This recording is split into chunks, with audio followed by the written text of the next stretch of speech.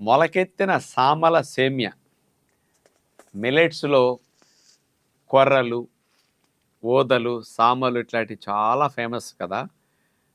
అలాంటి సామల్ని స్ప్రౌటింగ్ చేసిన తర్వాత పౌడర్ చేసి వాటితో వేసిన సేమ్యా అనమాట. ఈ సామల్లో 10 గ్రాముల ఫైబర్ ఉంటుందండి. దగ్గర దగ్గర ప్రోటీన్ కూడా 9, 10 గ్రామ్స్ ఉంటుంది. కార్బోహైడ్రేట్ కంటెంట్ తక్కువ, కాంప్లెక్స్ కార్బోహైడ్రేట్స్ ఎక్కువగా సామల్లో ఉంటాయి. అందుకని మనం తిన్నప్పుడు కూడా పిండి పదార్థాలు వెంటనే జీర్ణమై చక్కెరగా మారి మనకి షుగర్‌ని, బరువుని పెంచవండి. ఈ స్లోగా దశల వారీగా జీర్ణమయ్యే కాంప్లెక్స్ కార్బోహైడ్రేట్స్ ఎక్కువ ఉంటాయి ఇందులో. ఫైబర్ ఉంది కదా 10 గ్రాములు.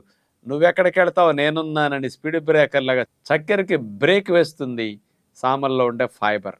అలాంటి సామల్ని మనం స్ప్రౌటింగ్ చేయటం ద్వారా న్యూట్రియంట్స్ బాగా పెరుగుతాయి.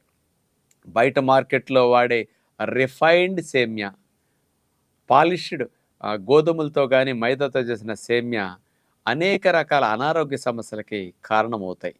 అందరూ సేమ్యాని అట్లాగే వాడారు ఇన్నాళ్ళు. ఆరోగ్యాన్ని దృష్టిలో పెట్టుకుంటే పిల్లలకి, పెద్దలకి మంచి సేమ్యా ఇట్లా సామల మొలకెట్టిన సేమ్యా అనమాట.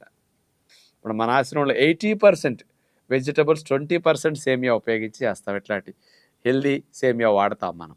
మీరు కూడా కనీసం 60% అని వెజిటబుల్స్ ఉపయోగిస్తే పిల్లలకి జబ్బులు రావు, బరువు పెరగదు, షుగర్ పెరగదనమాట.